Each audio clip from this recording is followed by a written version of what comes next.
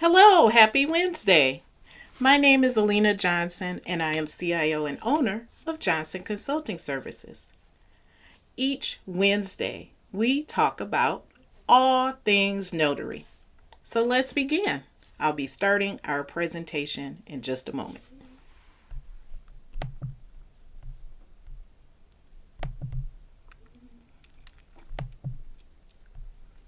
All right, here we are.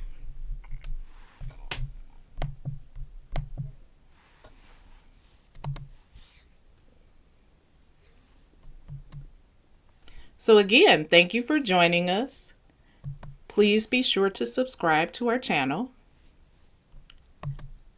This is our weekly series, All Things Notary, which we conduct every Wednesday afternoon here live on YouTube.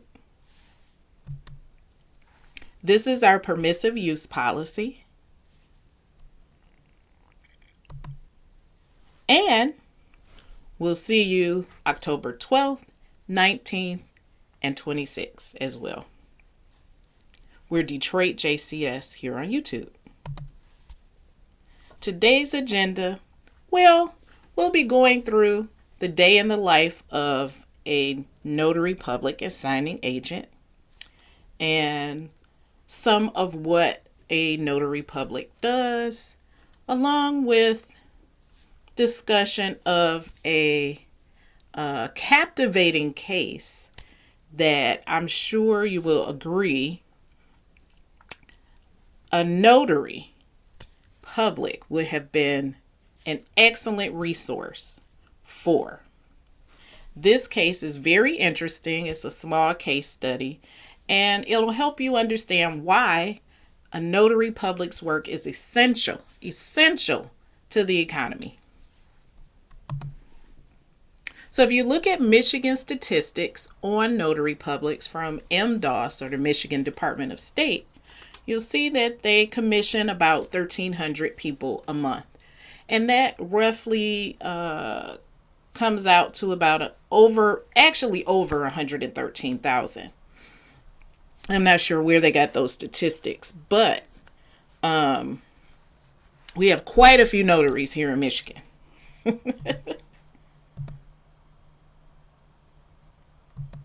That being said, there are quite a few notaries in this country. So the National Notary Association does a census, I believe it's every 5 years, so we're due for one, where they compared the number of notaries to other professions.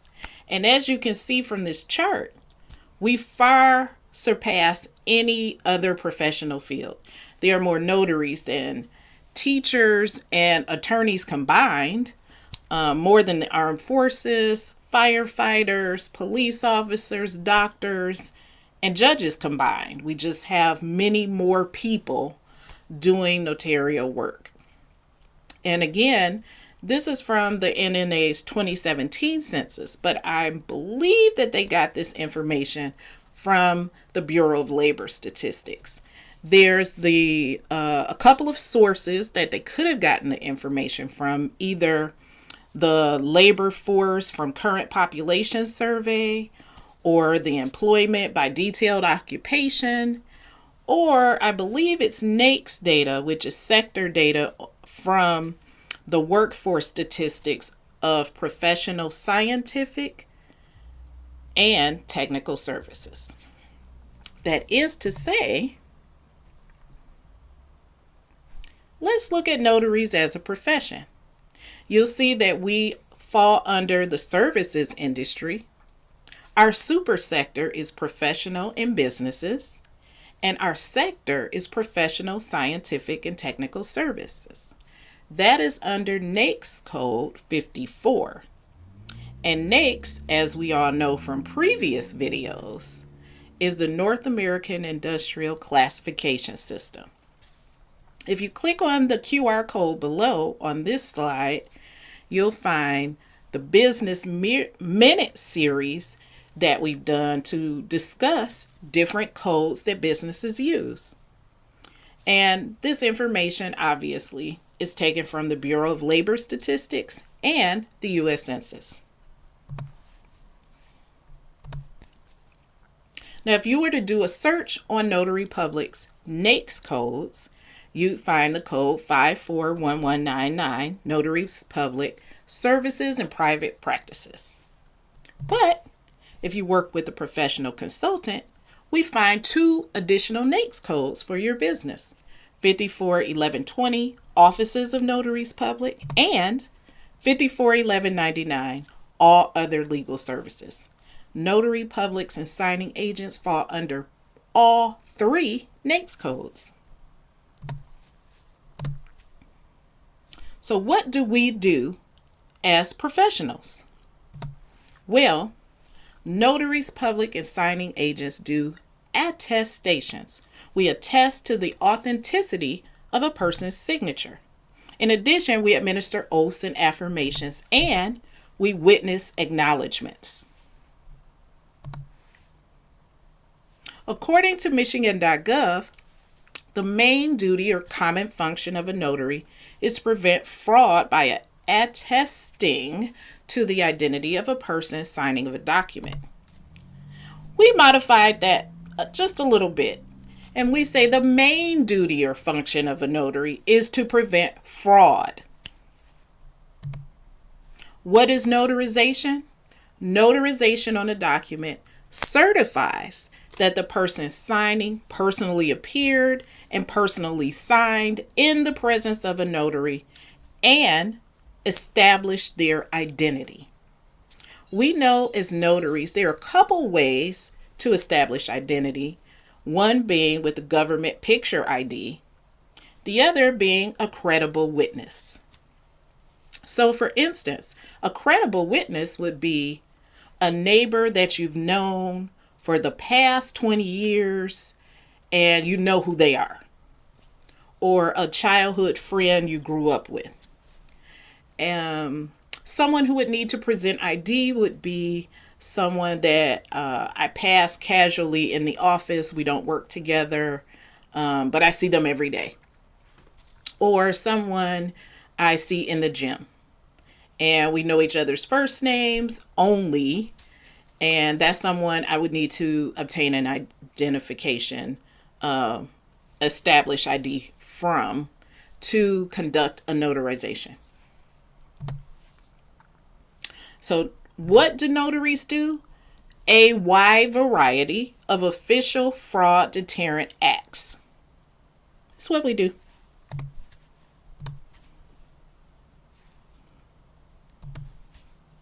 Trade associations. This has to do with our case today. So a trade association is a group of people in a particular trade or industry who lobby and advocate for the protection and advancement of shared common interests. Groups like the American Medical Association or the group that hosts the Oscar show, the Academy of Motion Picture Arts and Sciences. Those are associations.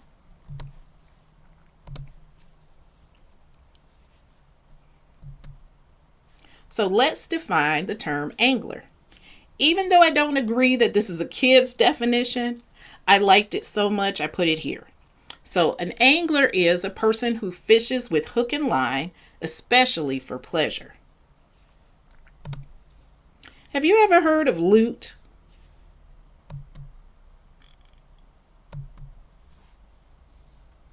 Me either.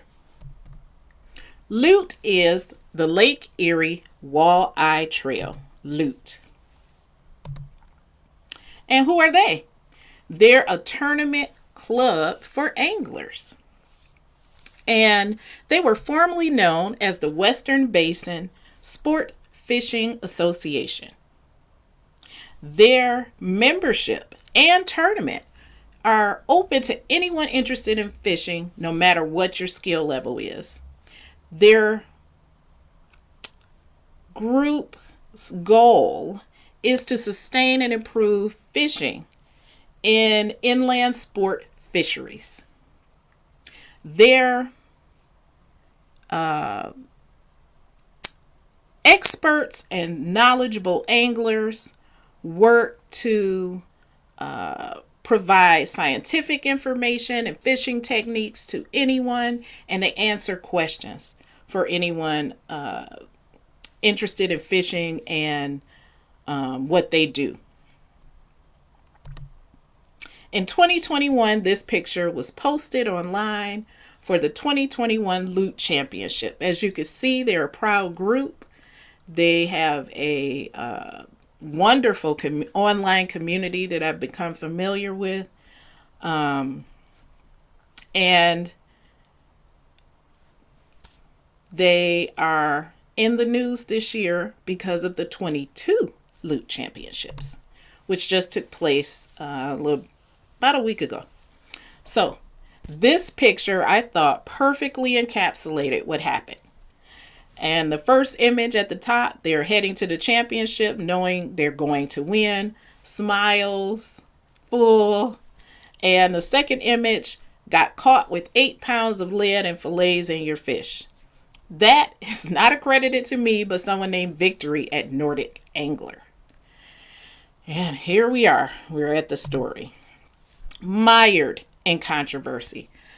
This story has been reported from CBS News to USA Today on news channels and inside industry websites such as Nordic Angler and InDepthOutdoors.com to social media, Facebook and Twitter.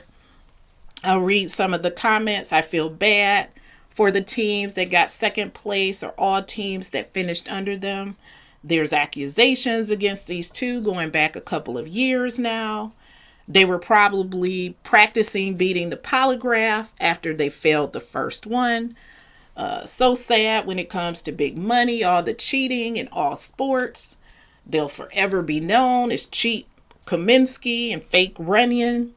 And I can't believe they thought they could get away with this. These are all online comments about the cheating. Rumors of fraud. So according to Fox News, it's been rumored they've won 6 figures in several tournaments, although exact numbers are unclear. There's been disdain and distrust. They've been disqualified. Someone said, I knew right away that something was very wrong with the walleye. Many suspected cheating, and one headline reads, fishermen have apparently been duping competitors over several recent events. So how much? Well, Cleveland.com says tens of thousands of dollars in walleye tournaments, while Twitter declared hundreds of thousands in prizes, and CBS News stated the two men had essentially stolen thousands of dollars from other competitors. Fact, the tournament anglers were competing for actually over $30,000 in various prizes. And that was from the LEWT website that I got that information. Fox News was a little under. So let's watch some videos, but it turns out they've taken the videos down. So I will provide those links in the description to this video. Know that the two apparent 2022 winners were caught cheating when the fish were weighed. They were cut open and weights were inside, as well as fish parts, which made their fish heavier than others, which means they won, but they didn't. So there's a YouTube link and a Facebook link. The Facebook link includes the video from the tournament director. I'll provide all those links for you again in the description. And his name is Mr. Fisher. He said, I hope you know now that when I say you built this LEWT and I will defend its integrity at all costs, I mean it. You all deserve the best. And I feel for him because this is something that he's built over time. People come to expect that the LEWT will provide a great community and That did not happen this year. It was all out chaos. And again, those links can't be beat. Can't be beat. And I apologize. I will not be showing them today. A lot of them have been taken down. So again, the main function of a notary is to prevent fraud by the following means.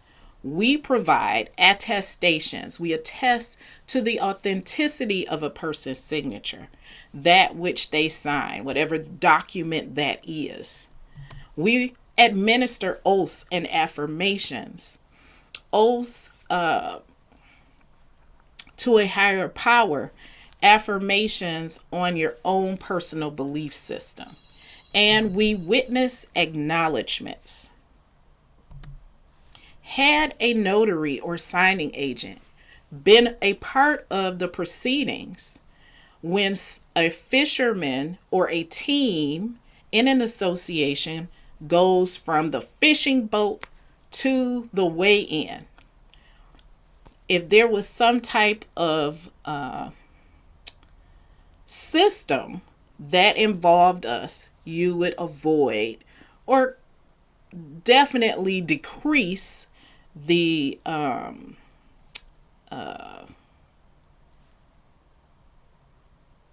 ability for someone to commit fraud. And that would include avoiding these monetary and punitive awards, going to courthouses, dealing with clerks and filings and depositions and damages, defendants, indictments, the lawsuits, petitioners. All of this can be eliminated or at least greatly reduced by employing the services of notaries and signing agents. This picture here is the beautiful Levin Courthouse located here in Detroit, Michigan on Lafayette Street. It's just a gorgeous building and I wanted you to see it. So thank you again for joining us today. That case is one of many that have been in the news of late. We may discuss next week what's going on in the chess world.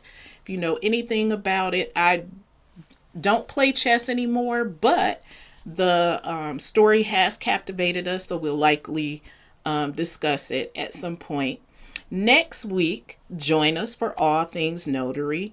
That's October 12th afternoon. We're on, again, Instagram and Twitter at DetroitJCS, and make sure to bring a friend.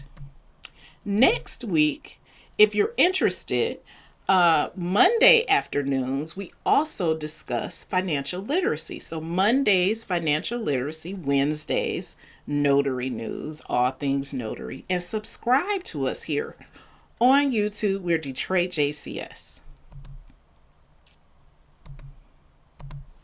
Now, next Wednesday, we will continue our financial literacy series and feature a special guest, Representative Diane Farrington. She's from our Michigan's 30th District, representing Utica, parts of Sterling Heights, and Shelby Charter Township. We'll be discussing the new financial literacy bill signed by Governor Whitmer this past June. So please join us. Again, we're DetroitJCS on social media, Instagram, Twitter, and YouTube. Please subscribe, and we'll see you next week. And thank you for joining us today for All Things Notary.